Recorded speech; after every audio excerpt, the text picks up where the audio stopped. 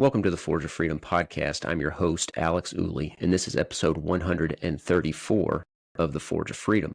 Today I have a special guest, Ed Monk. Ed is a retired U.S. Army Lieutenant Colonel with extensive experience in addressing active shooter scenarios. He has researched the active shooter problem for over 16 years and provided training to law enforcement agencies, schools, churches, and businesses nationwide. Ed has also been a featured speaker at police, tactical, and faith-based security conferences for several years. Ed's formal education includes a bachelor's in U.S. history from West Point, a master's in adult education from Kansas State University, and a graduate of the U.S. Army's Command and General Staff College. I got to know Ed. Actually, I became acquainted with Ed at the recent NRA annual meeting in Dallas, Texas, where he was presenting. He gave some presentations over several days down there, and I attended two of them. I think he gave three total, and I attended two of those and found his material and presentation to be extremely valuable, which is why I asked him to come on to the podcast. So with that being said, Ed, welcome to the show. Thanks for having me on, Alex. I appreciate you coming to my presentations at the NRA meeting and then discussing me on your podcast after that. Yeah, so I'm actually going to put this up on the screen briefly. I pulled your Facebook page up, and I'll just show folks the classes that you, or the presentations that you gave at the NRA annual meeting. You gave a general study of the active shooter problem and how to minimize victims on the Friday, and then considerations for armed responders to active shooter attacks on Saturday. Those are the two that I attended, and then I wasn't there on Sunday, or I would have attended your presentation on Sunday as well, where you talked about riots and violent protest survival, where you said, of course, there's no good news in that presentation. I really enjoyed those presentations, and I'm going to put up one more screen here just so folks know. Ed has a training business, Last Resort Firearms Training in Whitehall, Arkansas. And this, as you can see on your screen here, if you're watching the podcast by video, it's in Whitehall, Arkansas. And you post there quite frequently. You're active on your Facebook page where you post classes that you're offering and such. Just to start out, Ed, if you wouldn't mind, before we get into the active shooter problem, tell folks a little bit about your training business, how you got into the firearms training business, and what you do down there in Arkansas. Well, sure. I got into the military immediately after high school, and towards the end of my military career, I lucked into training, defensive pistol training with a guy named Jim Higginbottom, which you may or may not have heard of, but he kind of introduced me to defensive gun training, and I got into that, and then started going to different classes around the country. Got asked to teach at TDI, Tactical Defense Institute in Ohio, right as I got out of the military. Did that for a little bit, and then my brother had built a facility down here in Arkansas, so I ended up settling down here with him, where we teach mostly handgun classes, but he kind of specializes in long-range rifle, and I specialize in the active shooter thing, which I've been doing for about 16 years. So we do private lessons, we do concealed carry classes, but kind of what I've been spending most of my time on the last several years, especially since Uvalde, is the active shooter problem, because that's when my phone started ringing off the hook. So how did you get, what experience or what training did you have that really led you down the active shooter threat problem and to focus on that niche? Because you do other more just general firearms training as well, but really your niche, and I think the thing that sets you apart from other instructors nationwide is your expertise on the active shooter problem. What sets you down that area? Well, it wasn't training, it was my experience. So in August of 2007, I retired after 24 years active duty in the military. And that was less than a year after I got back from Iraq. And immediately, 10 days after my retirement from the Army, I started teaching public high school at a very, very good public high school. So I went from a working in a profession that's day-to-day discussions and operations is planning deadly violence against other people and fully expecting those people to be planning violence against us. And I went from that into the public education where we don't talk about violence at all, not even minor violence. We're not going to plan for it. And of course, we're not going to do it because that's just something we don't do. And so when I was a brand new teacher, I was told if we have an active shooter in our school, my job as the teacher was to gather all my kids in the corner of my classroom and pack them in the corner as tight as I could. That was their response. That was their response to a deadly person coming in to try to kill all of us. And it just made absolutely no sense to me. But I was a brand new teacher, and these people had spent decades in public education. So I first thought there has to be something they know about this that I don't know, because I'm new to schools and the threat here inside of schools. So that got me starting to look into it and researching it, because I thought there had to be something that they understood that I didn't. But of course, that wasn't true. So as I started doing individual research, I sought out any class that had active shooter in it, whether it was a classroom class or a live fire class. And I learned a lot about the active shooter, but I didn't think the classes, especially the gun classes I went to, were of any significant quality. They were just gun classes where we talked about the active shooters a little bit, and then we went and shot the same drills on the same targets we would do if it was a regular handgun class. So that's why I started doing active shooter training myself, including the live fire, and then eventually active shooter instructor classes. So why I got into this was strictly just personal interest. When I started teaching schools, I was teaching in school, and I was told that our job was to pack all the kids in the corner and wait for him to come kill us all. And that would just seem crazy. And that, unfortunately, that's what pretty much most schools in America are still doing today. So when did in terms of, I'm trying to, I guess, get a timeline in my mind here. When did you marry up the active shooter problem with the firearms training? Were you already a firearms instructor when you were? Yeah, I'd already, yes. Okay. I had already gotten introduced to defensive firearms and just barely got my toes wet in the instructor part of that. In fact, that's when I just started teaching up at Tactical Defense Institute. And John Benner, a great guy who owns that place, he was involved in the active shooter thing. He was contracted by NASRO to go around the country teaching cops about the problem. And he was a big help in me as I struggled to understand the problem and why as a country and including schools, we're failing at it, because they so desperately want a nonviolent solution to an extremely violent problem, and it just doesn't exist.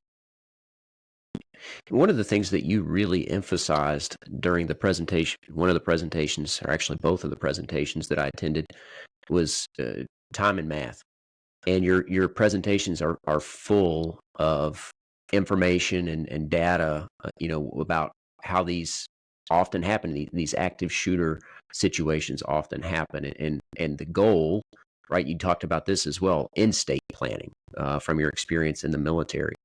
The goal, everybody's goal, is fewer victims, right? A lower body count, no deaths, really. Would you talk a little bit about what you mean by that, about in-state planning, and about why the approach that public education in particular, why the approach they're taking is not the correct one? Well, it's really surprised me, because one of the first things I looked at when I started looking at this, it's very simple, and it's not isolated to the active shooter of the gun. If your house catches on fire, the longer you let it burn before you put it out, the more damage it's going to do. If you flush your toilet on Sunday night and it starts backing up, the longer you don't do anything about that, the more problem you're going to have.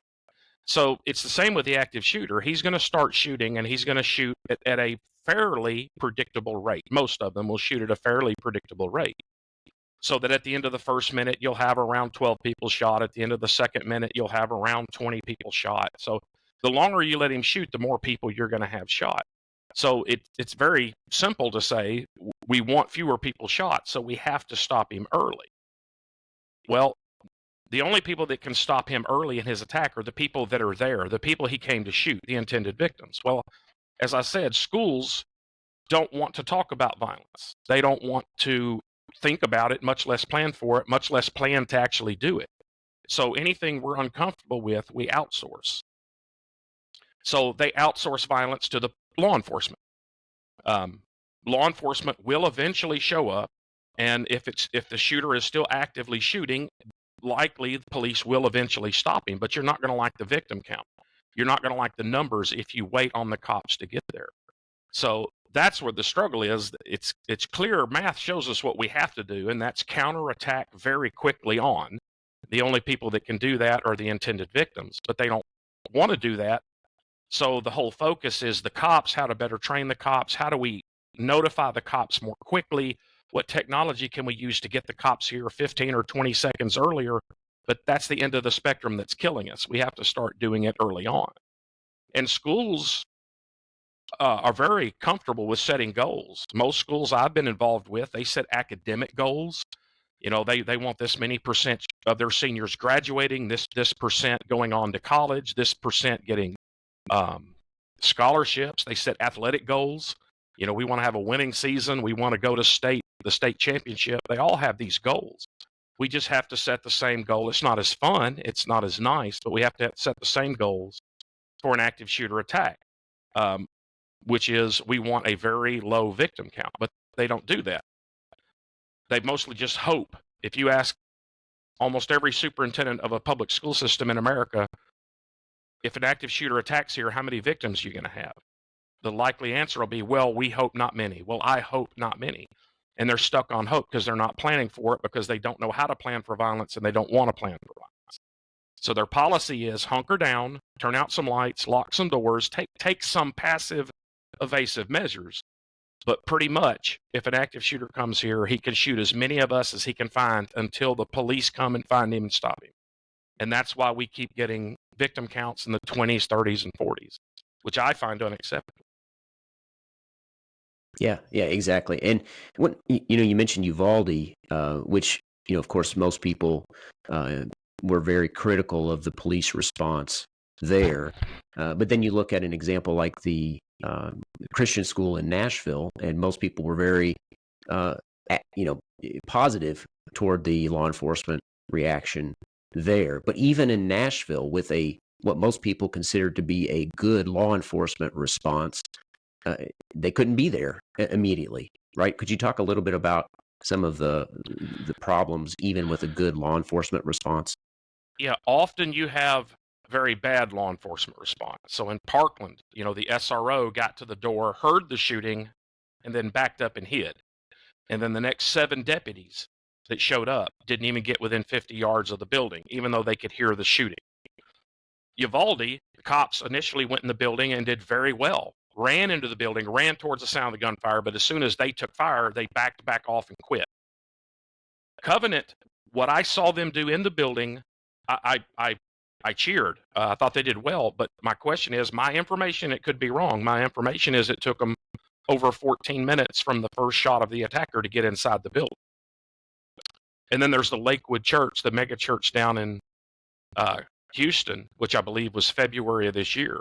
One off-duty cop, one cop paid by the church to be there, aggressed on the attacker and killed her. Thank goodness.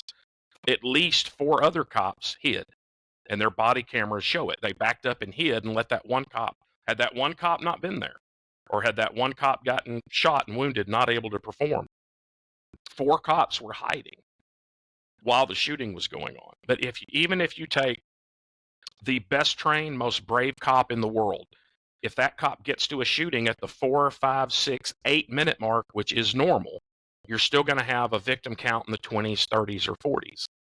Because by the time you get to the 3rd minute after the first shot, you're probably in the high 20s, if not the 30s by then. Yeah, and the 3rd minute, there's still at least a couple of minutes before law enforcement typically arrives. It typically is 5+ minutes. They probably just got radioed about it. Yeah. The right, Stockton, exactly. California playground shooting at elementary school, he only shot for 30 minutes before he killed himself, and he shot 35 people. And Parkland's shooting lasts 5.5 minutes, but really he shot all of his people within 4 minutes, and that was 34 people. So the cops, God bless them, no matter how well trained and fast and brave and equipped they are. I talk about this supposedly. Columbine, 1999, we as a country and law enforcement learned that we cannot wait on SWAT, which is what happened at Columbine. All the cops just kind of basically formed a security perimeter around the school, waiting on SWAT to enter the building and deal with the active shooters. And supposedly we learned you can't do that because no matter how well trained, no matter how better equipped SWAT is, it just takes them too long to get here and get in the building. So even though the average patrol cop is not as well trained and not as well equipped, the cops got to go in and deal with it. That was lesson number one. What I advocate is we have to learn lesson number two, which is we can't even wait on a responding police officer. Because, yeah, it might take SWAT 45 minutes to an hour to get there. That takes too long. Well, it's going to take the average cop 3 to 4 to 6 to 8 minutes to get there. And that's just too long. You're still going to have 20, 30, or 40 people shot. So the math clearly shows us what we have to do. We have to counterattack immediately if we want a low victim count. And I haven't had anybody argue against that yet. The math is pretty clear. So that's one of the obviously limitations of outsourcing security is that, at least to law enforcement, is that even if you have well-trained, courageous, brave officers show up and address the issue, a lot of times they don't get the call until minutes later, and they can't be there until, like you said, after that third minute, when there are already double-digit body counts. And so that's an inherent limitation of relying on law enforcement, no matter how good the law enforcement response is. But another thing that people often talk about, and you discuss in your presentations, is this is not a lockdown problem. And so, can you talk a little bit about what you mean by that? Yeah, so the lockdown drills were developed in the 70s as a response to things outside of the school. They were developed in Los Angeles for like drive-by shootings, for criminal activity that happened outside the school. So we're going to lock the school down and try to prevent, not let anybody from inside the school go outside to where that problem is occurring and hopefully keep the outside problem from coming in. So we already had this thing called the lockdown drill in the 70s. And when the 80s and 90s came and the active shooter started getting more prevalent, we just took that round peg of the lockdown drill and we've hammered it into a square peg of the active shooter. And it fails when the active shooter shows up. It's deceptive because it works perfectly every day the active shooter doesn't show up. So when the active shooter doesn't show up, we drill it every month. We say lockdown drill. We lock the doors. We turn out the lights. We gather in the corner. That's exactly what we did at my school. And then the assistant principal in charge of security walks around with a clipboard and makes sure all the lights are out, all the doors are locked, and everyone's gathered in the corner of their room. And we've successfully completed another drill. It works great. Every day the shooter doesn't show up. It's really easy to drill. It doesn't disrupt the academic day. It takes about 5 or 10 minutes. But when the shooter shows up and your walls and your doors aren't bulletproof, and he sits out in the hall and you're behind your locked door thinking, well, we're safe because we're told to lock the doors and stay in our classrooms. That's what I was told. And then Parkland happens, where he shoots 18 people on the first floor by shooting through the classroom doors into the classrooms. The shooter in Parkland never entered a classroom. He simply stayed in the hall and shot through the doors of the classrooms, the locked doors of the classrooms, and shot 18 people that way on the first floor. And then in Uvalde, he shot through both the walls and the doors into classrooms. But we keep telling our students and our staffs and our schools, if you just lock the door, turn out the light, get in the corner, everything will be okay, and the cops will come here and take care of this guy. And that's just not true. Well, then you say, well, let's make the locks and the doors and the walls bulletproof. Well, then what if he starts shooting inside the room? Now, how can we get in to help? It's everything with hardening a building is a double-edged sword, and often we don't see the opposite side of that sword. For instance, it's well over 90% if we have a shooting at a middle school or a high school, the shooter is a student of that school. And so when I go to these schools, they'll show me all the money they've spent to harden the building and make the doors better locks and make sure, they get people in trouble if they don't lock doors, and we have to keep the doors locked. Well, that's probably only going to delay police and EMS because your shooter's already in your building. If it's a middle or a high school, chances are your shooter is already inside the building.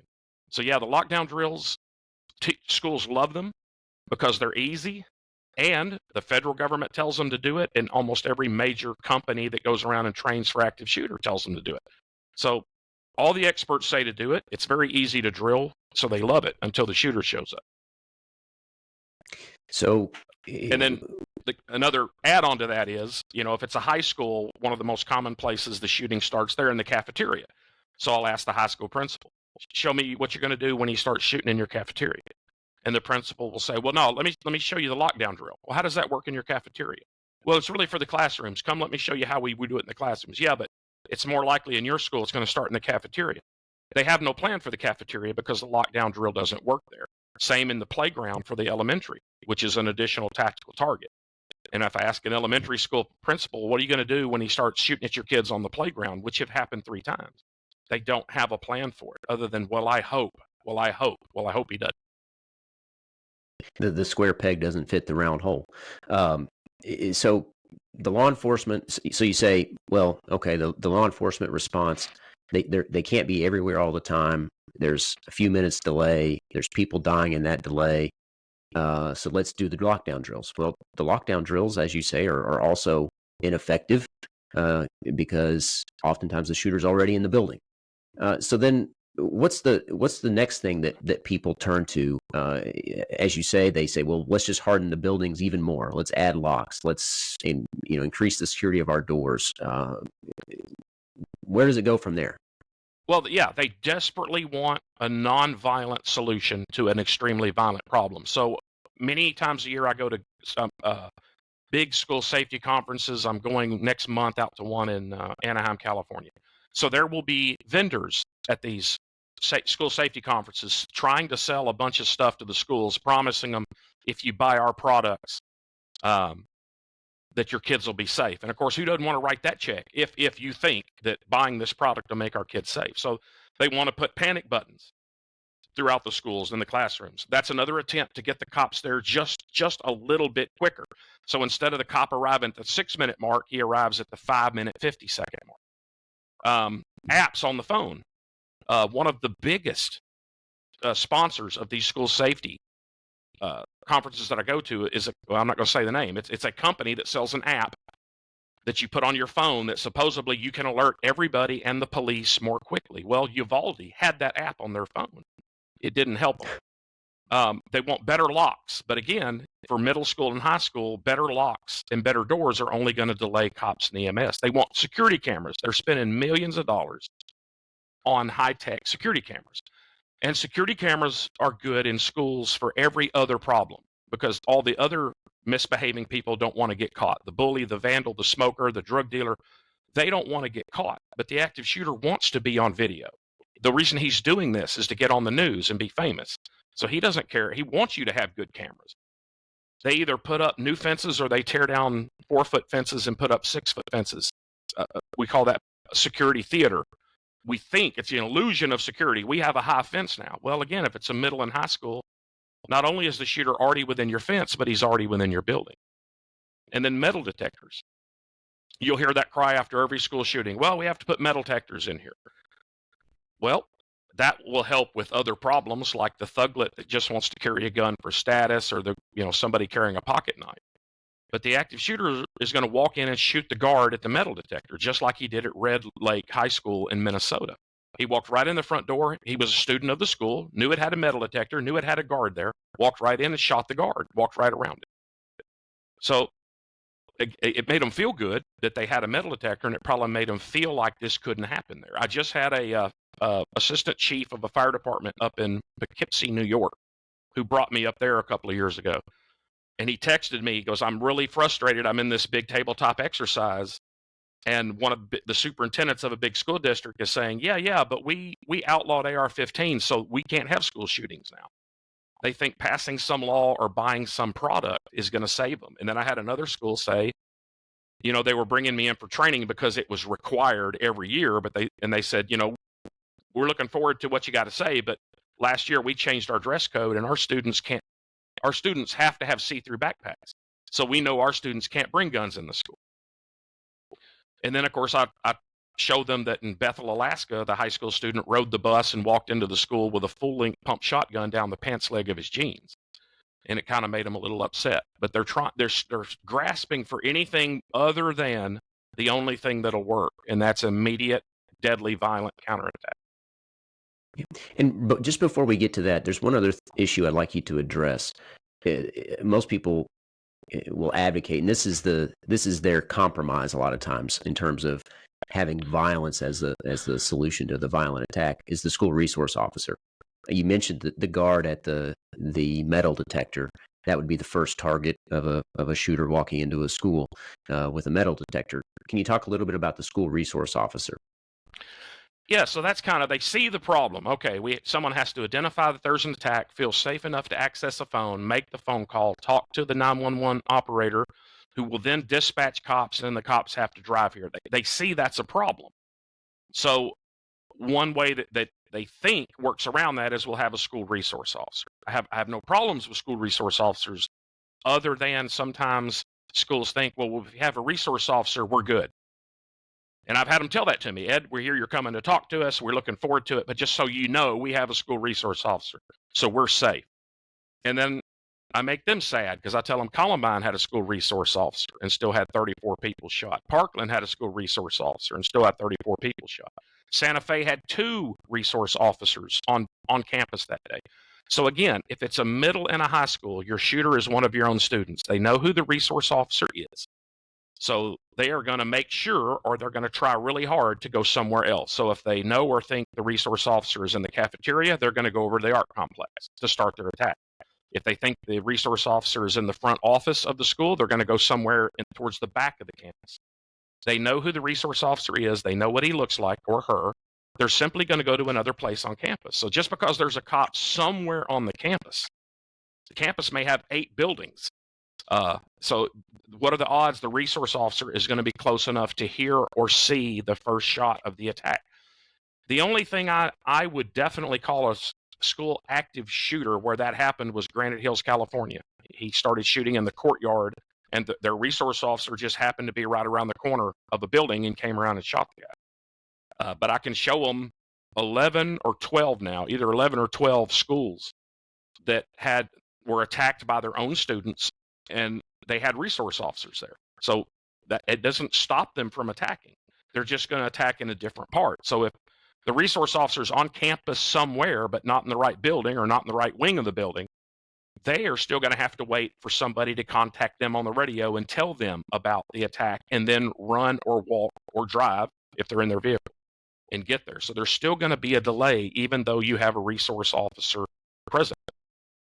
Pulse nightclub had a paid that's what I was getting ready to ask about. Present, yeah. And they had 102 people shot. And I would bet most of the people that walked in that club and saw a uniformed police officer standing there thought to themselves, thank goodness this club cares enough about us to pay the money to hire security. We're safe. We got a cop here. That's just not always the case. Yeah. If you would tell that story just quickly. I know we've been talking about school resource officers, and the Pulse nightclub doesn't involve a school resource officer, but I think it illustrates the point. You've referenced these schools that have had school resource officers, but have nevertheless had shootings with high body counts, high victim counts. Would you tell the story about the Pulse nightclub shooting, and how the killer chose the location? Sure, but first, let me go back and say, again, I have nothing against school resource officers, and they do provide some deterrence, because I can give you a couple examples where an attacker chose a different school because it did not have a resource officer. But there's no way to measure how many times that happens. But I can tell you there were over 10 where it didn't stop the active shooter. They knew the resource officer was there, and they came anyway. The Buffalo grocery store, the shooter had reconned. He knew there was an armed guard in there, and he said, I'm going to have to take care of him first. So it didn't deter him to go somewhere else. So yeah, Pulse nightclub, a lot of people that I talked to still think what was originally put out, it was a radical Muslim shooter, which it was. And Muslims tend to not like homosexuals, so he targeted a gay bar because of his beliefs over homosexuality, and that's not what happened. His only intended target was Disney World. He went there first. There was overwhelming armed security visible there, so he backed out. He Googled on his phone nightclubs in Orlando. He went to the first club Google gave him. That club had a marked police car parked there, so he drove by that and continued to the second club Google gave him, which was Pulse nightclub. They had a police officer there too, but his car was unmarked and not visible, so the shooter didn't see a police car there, so he walked in to do a recon. When he walked in to do the recon, the uniformed police officer paid to be at the club for security had just left to go write tickets for underage drinking.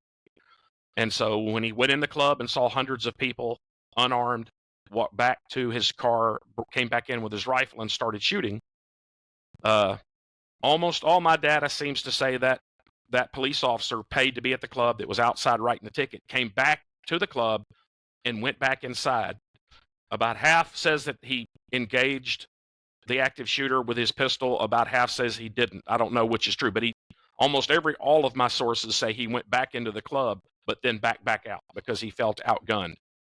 And so the shooter went on to shoot a total of 102 people, and we're extremely lucky that it wasn't higher because his rifle, the active shooter's rifle malfunctioned at the 17-minute mark, and he couldn't make it work again. So that's his attacks. He stopped shooting people at 17 minutes, but we left him in there for 3 hours. So he could have kept shooting for another 2.5 hours had he had another gun he was willing to use in the attack, or he was able to fix his malfunction. So we're extremely lucky that didn't go up to over 200. But again, that was another illusion of security. We have a uniformed cop here, so nobody can hurt us. Right. Yeah.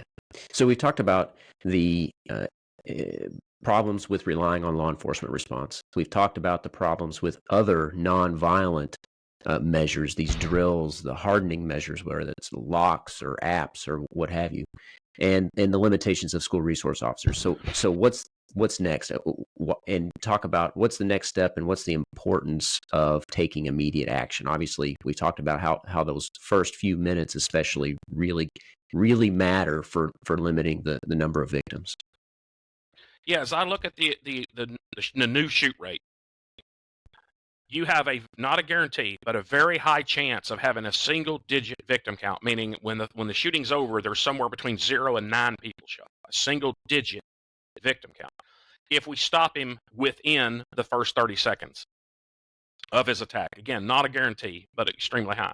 So there is no way we can communicate with someone who's not here and get them here within 30 seconds. So that leaves us with the people he came to shoot, the intended victims in the school, in the theater, in the Walmart, wherever we are, wherever he chose to attack, in the church sanctuary, in the church parking lot. We have to counterattack and stop him within the first 30 seconds.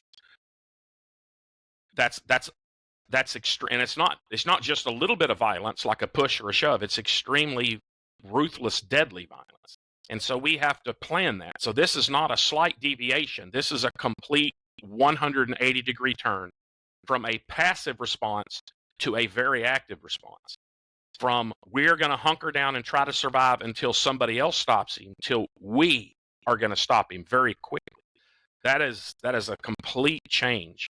And what I find when I go into schools and businesses is the rank and file, they're very perceptive to that. They want to be given the permission to get ready to do that. Now, that the most efficient way to do that is with a gun, but it's not the only way. So for places that are not going to have guns because the law prohibits or their policy prohibits it, I show them examples of where unarmed victims counterattack the active shooter and stop him without a gun. It's not my preferred method, but if we don't have a gun among us as the victims, we only have 2 options, and they're both really, really bad. We have to fight him unarmed, or we watch him shoot a whole bunch of us. And both of those are bad options, but fighting him unarmed is the least bad. So that's what we have to do. So we need to get ready for that by having the fighting tools around us, be mentally prepared for that, knowing when his back is turned, when he's going through doorways. We have to know what reloads and malfunctions look like so that we can take advantage of that pause in the shooting to attack or run if that's what we choose to do. So we have to get ready to be very active and deadly, not passive. A lot of people would be familiar with, especially if they're from Indiana, but even people nationwide with Eli Dicken, who of course stopped the shooter in Indiana, at the mall in Indiana, from initial shots anyway, from quite a long distance with a handgun. And you use this word already in your remarks about not hoping for somebody like Eli Dicken, for another person to show up, but having a plan for that person to be there.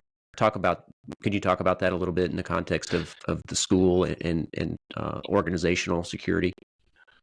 Yeah, I play the video in a lot of my presentations of the chief of police of Greenwood, Indiana, where that mall shooting took place, and he says the best we can hope for is there's an Eli Dickin present that can do that. And I say, well, let's just don't hope for it. Let's plan for it. So when I talk with schools that are going to go, that have or are going to go to armed staff, and again, I have worked with a lot of schools that have armed staff, but they're not doing it right. You know, a school says, we have armed staff to protect our children. Okay, well, who are they? Well, they're the superintendent in charge of buses, and the lady in charge of cafeteria contracts up in the administrative building. They're the ones carrying the guns. So nobody down in the playgrounds and the cafeterias. Oh, no. Well, they've got armed staff, but they're not in the right place. They're not down where it's going to happen. They're not going to hear or see the first shot. So just having armed staff doesn't give you a good chance of success, just like having a cop somewhere on the property isn't going to help. The best I can offer is, so one question I'll get is, okay, if we're going to have armed staff, how many? Well, it depends on how big your building is. The goal is we spread them out intelligently so that no matter where the shooting starts, at least one of our armed staff, preferably two, but at least one, can hear or see the first shot and react and stop it in the first 30 seconds. So here where I am, our elementary schools are small. Two would probably be adequate. Our high school is 4 wings of 2 stories each in the main building, plus a gym, plus a practice gym, plus a field house, plus a big auditorium. So there's, I don't know how many it would take there. Probably over 10 if we wanted to adequately cover the school throughout the day.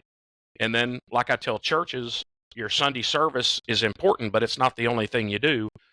8:30 to 3:30 with schools is important, but you got athletic events, you've got debate team, you've got away sporting events, debates, parent-teacher conferences.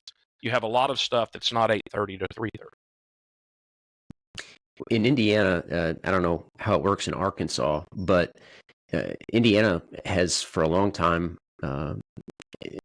had basically the scenario where as long as the school board approved the carry of a firearm, a teacher or a staff member could have a firearm. But it was just basically on an individual basis. Theoretically, they could do it school-wide. But more recently, the Indiana legislature passed some legislation that would allow school corporations to have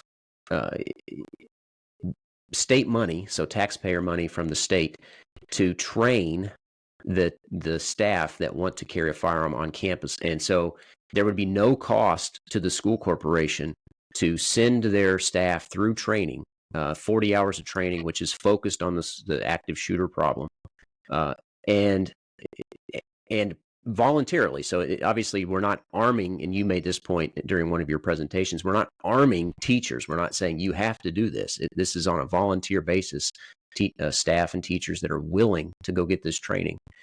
The state will pay for it. And unfortunately, I haven't heard of a school taking advantage of it. And there may be one in Indiana, but I haven't heard of it yet. I wish that more school boards, and frankly, I think it's a travesty that they don't. And I think it's really irresponsible not to take advantage of it. How does it work in Arkansas? Are school boards the ones with the authority to approve armed staff and teachers, or how does that work? Well, yeah, the school has to approve it, but then they have to go through this cumbersome, expensive, bureaucratic nut roll where basically they have to set up they have to go through the same system as an armed security guard would have to go through. So it's not just the school saying, okay, carry. The school has to, of course, approve it, but then they have to go through this state maze and bureaucracy to get it done. There's gotcha. A number of them have, but again, I know of some that they've done it, but they don't have enough, and they don't have them where they need to be. I know of a few Indiana schools that have done it, but God love them. Even if they want to do it, they're facing the superintendent. And one reason they won't do it is when they start to do it, the flying monkeys will come in and they will start getting phone calls. They'll get media phone calls. They'll get these organizations that have phone chains that will just be calling. Then there'll be a social media nightmare of false and true things put out there, and it just locks the superintendent and the leadership up, answering to the media and screaming parents at school board meetings. Just a couple, but that's all they need. I went up to Iowa to help 2 very small school districts up there as they were going armed, and the superintendents of the 100% of the school board and 100% of the principals were all completely for this. But there were just these little packages of rabid, crazy emotional people backed by organizations just trying to make their lives as miserable as they could. So I could see a superintendent going, yeah, I see the math. I see where we need to go, but I really don't need all that controversy in my life. So we won't do it. So one of the things that you talk about, you talk about what you consider to be the 3 most important factors in responding to the active shooter threat. Can you talk about what those 3 factors are? Yeah, I think if 3 things are simultaneously there, we have a very high, like 87% chance of a single-digit victim count. If somebody there is armed, not counting the shooter, now a good person there is armed, has a gun, they're present, meaning close enough to hear or see the first shot, and they act aggressively. When those 3 things occur, we have it right now, we're running about an 87% success rate of a single-digit victim count. If the person, again, I can try to fight an active shooter without a gun, but I have to get close enough to touch him. And that puts me at a great disadvantage. With a gun, I can fight him at a distance. And most active shooters are very untrained. So even a moderately trained good person has an advantage over. But those 3 things, armed, present, and willing, that's all we need. And we can talk about training, and I've spent a lot of money on training. I make money on training. I'm very pro-training. But yeah, I want to talk about training, but one thing I'd like you to comment on before we do that is a lot of people will say, well, I don't want a teacher or a staff member or just some ordinary armed citizen to be responsible for stopping the active shooter. That's too dangerous to leave it in the hands of the armed citizen. Can you talk about that? Sure, armed citizens have a very good track record. Armed citizens have never shot the wrong person while shooting an active shooter. Cops have multiple times. Cops have shot each other. Cops shooting cop accidentally 3 times while trying to stop an active shooter. 2 of those 3 times they killed each other. So armed citizens have a much higher success rate at stopping active shooters early and stopping them without hurting anybody else. And they have a very, very high hit rate, which cops don't have. And of course, Jack Wilson was 1 shot. That was the only one I know that was 1 shot. Pastor David George was 5 out of 5 shots. Stephen Williford, if you count a graze of the helmet, was 6 out of 6. Very high accuracy rate from armed citizens. Not so much when you look at cops. And Eli Dickens, a great example as well. I mean, and he's a guy who apparently didn't even know what a hollow point bullet was, I think, from the account of his attorney after the fact. That's why when people say, well, they don't have police training, you don't need police training. And I don't think you need that much training. I'm all for training. But Eli had virtually no training. So when we get down to who can do it, I think you have to have a minimum amount of skill. I think you need to be willing to act. And then I just think you need to be in control of your emotions so that you don't shoot wildly, which happens a lot of times with cops. So shooting a mammal is not a unique police task. Millions of Americans go out in the woods and fields and shoot mammals every year. That's not a police task. So it's not something you have to go to a 13-week police academy to learn how to do. And of course, I can show the list of people with no police experience, including Eli Dick, who successfully shot an active shooter and stopped the attack very early in the attack without hurting anybody else. It was just an absolute lucky he was there, but he did a great job. You don't need a badge. You don't need police training. And then you counter that with the SRO at Parkland, who had 30 years of police training, and he wouldn't go in the building. So police training is not needed at all. Yeah, present, willing, and armed, right? And that willing component is a huge part of it. So one thing that you talk about a lot is the importance of Rule 4, and this gets to the training component of it a fair amount. First of all, I guess, would you just say, what are the 4 rules, and then why is Rule 4 so important? in the active shooter scenario? Well, we train them here a little out of order than most people. Our rule 1 is the muzzle, keep the muzzle in a safe direction. Our rule 2 is keep your finger off the trigger. Our rule 3 is treat all guns as if they're loaded. Our rule 4 is be sure of your target and what's in line with your target, which means between you and the target and then beyond the target on the other side. And everybody that takes a gun class, every instructor has had to pass a test where they knew all the rules. It's not enough to know the rule. It's not enough to 100% support the rule. We know the rule, but then we go out on a range and we don't train it. We put up a target, we put a bullet trap, a dirt berm behind it, and we think of terms of hits and misses, hits and misses. Well, in a gunfight, there are no misses. There are just hits and then unintended hits. So, a lot of police qualifications and qualifications for concealed carry licenses and qualifications in gun classes I've taken, you have to shoot this standard qualification to 80%, 85%, 90%. I think because of Rule 4, we have to start training to 100%. And for the active shooter, we need to know how far away from a silhouette-sized target we can guarantee our hit. Now, we need to know that for all public shootings, but the mugger is usually almost always so close that getting hits is not that a great of a concern as is with the active shooter. And that just because you see an active shooter and you identify that he's an active shooter and you identify that he is in fact a threat, an immediate deadly threat, and therefore a justifiable target to shoot at, just because you checked all those blocks, you may not need to start slinging rounds in a public place if you are beyond your skill level to guarantee all of your hits, because every shot that you shoot that doesn't hit center and stay within that person's body is going to keep traveling and possibly hit other people or ricochet off of things before it hits other people. So I think it's very important for people who think they might try to counter an active shooter is they have to know how far back from a target they can guarantee 100% hits, and then have the emotional control to not shoot until they get within that distance. And the problem with Rule 4 is in a public shooting is often, I think most times, we won't be able to absolutely know. Because say inside of a school, you may be inside of a classroom, inside the media center, inside of the cafeteria, and there's nobody in between you and the shooter, and you can see nobody behind him except for a wall. And you think, well, I'm clear. But if that wall's not bulletproof, you don't know what's back there. There could be a classroom of kids on the other side of that drywall that your misses are going to pass through. The same thing in a parking lot. There could be people hiding behind stuff that bullets won't stop. Or as I've trained people on this using three-dimensional dummies and scenarios, about half the time my students won't see friendly, non-threat targets behind a threat. They just won't see it.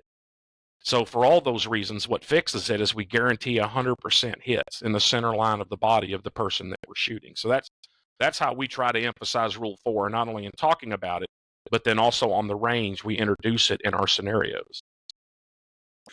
Well, with that in mind, talking about the introduction of these issues on the range, what classes do you offer that help people who are more concerned about this active shooter threat, and also if people you do other training as well, if you would just talk about what classes you offer there at Last Resort Training. Well, for active shooters, the majority of what I do is just presentations, and I travel all over the country. I'm usually 2 to 4 trips a month. I do general presentations or general studies of the active shooter. So we look at them across the board: attacks at schools, churches, businesses, government facilities, etc. Or I can focus it just on schools, where I then go into more planning, prepping, training for school staff.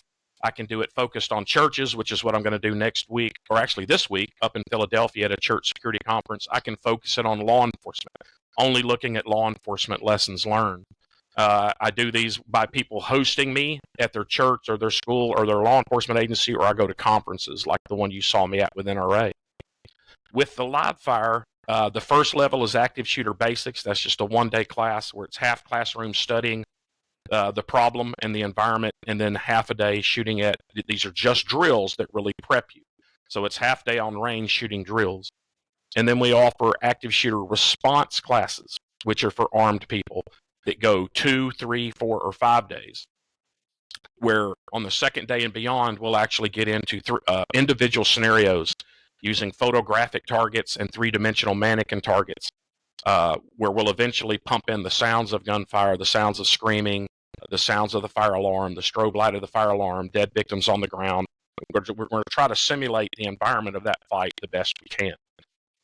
And then we have an active shooter instructor class, which is a 2-day class that we do now 5 or 6 times a year, where it's a lot like the response class, but we go into more of why the training is the way it is. How do we set up the targets the way I do?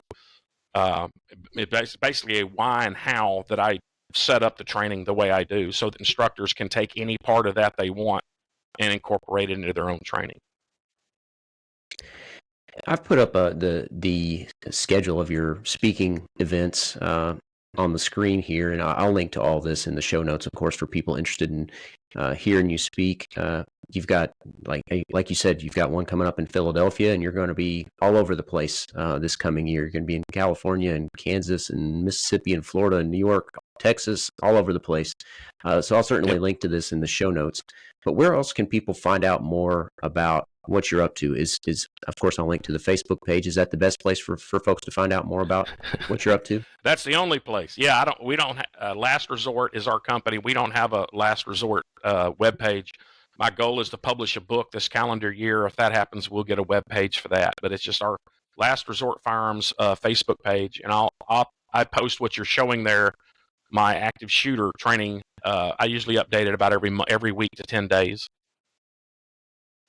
Okay, excellent. Well, it keeps it simple, right? There's one place to find you. So you don't have to send people all over the place, right? So, all right. Well, I'll certainly link to that in the show notes. Ed, I really appreciate you coming on to talk to folks. I hope that they found this discussion interesting. I think that your presentation is extremely compelling, full of information. You really drive home this point, I think, better than anybody about time and math, and stressing the importance of an armed and violent response to minimize the victim count.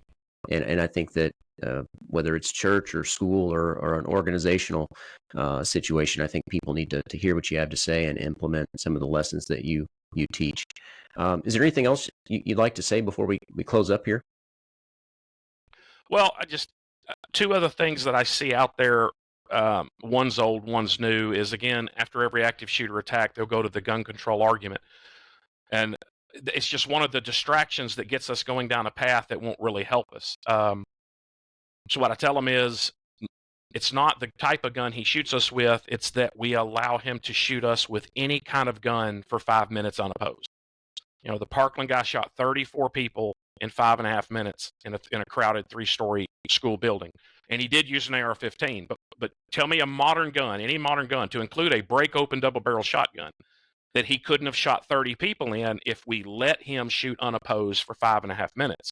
So it's not the type of gun we need to get wrapped around. It's that we are letting him shoot us for 5.5 minutes. That's been around for a while. The new thing that's starting to emerge is the mental health. After every one of these things, they'll say we need more money for mental health. It's a mental health problem. I'm not a mental health professional. I don't claim to be. But I just sit back and look at this and say, well, do you think we have more access, both available facilities and doctors and money, now or back in the 1950s and 60s for mental health? And even everybody, even the mental health, we got far more access now than we had in the 50s or 60s. Well, we didn't have these shootings like we do now in the 50s or 60s, when the mental health was not as advanced and we had less money for it and the facilities weren't as good. So I'm not saying there aren't people out there that need mental health support. I'm just saying I look for things that have changed, and I don't think that's more money in mental health is something that's going to do that. But then again, I'm on the after it's got started, how can we minimize the victims, not on the how do we prevent active shooters from happening, because I don't know how to stop murder. Yeah, and I don't know. I mean, frankly, I'm not sure that anybody does, but I think that, and this is just my opinion, obviously, but I think that it stems more from just a general lack of character or virtue being taught, and the breakdown of the family and so forth. But that's a whole nother can of worms to talk about. And who knows? I mean, I don't know that we'll ever find a solution to stop them, but like you said, once it starts, what's the best way to stop it in the moment, and before we get to double digit victim count. Yep. Yeah. All right. Well, thanks a bunch, Ed. I appreciate you tagging along for the podcast, and I hope that people will go check out your Facebook page and try to find you at one of your seminars here in the near future. Again, it's Last Resort Firearms Training. You're in Whitehall, Arkansas, but you give your talks all over the country. So try to find him when he's close to you, and go check out Ed Monk's presentations. Thanks again, Ed, for coming along. Thanks for having me on. And anybody out there, let me know if I can help you. Yeah. All right, everybody. I appreciate you tuning in today. I hope you enjoyed the episode. If you did, don't forget to like and subscribe to help us spread the message of freedom. As always, you can find the podcast on YouTube, Rumble, Facebook, and all the most popular podcast streaming platforms. And until next time, remember, you are the Forge of Freedom. Thanks for listening to this episode of Forge of Freedom. Be sure to subscribe wherever you heard this podcast so you never miss a future episode. For more information or to connect with Alex, you can go to forgeoffreedom.com or follow him on Twitter at Forge of Freedom. Until next time, remember, you are the Forge of Freedom.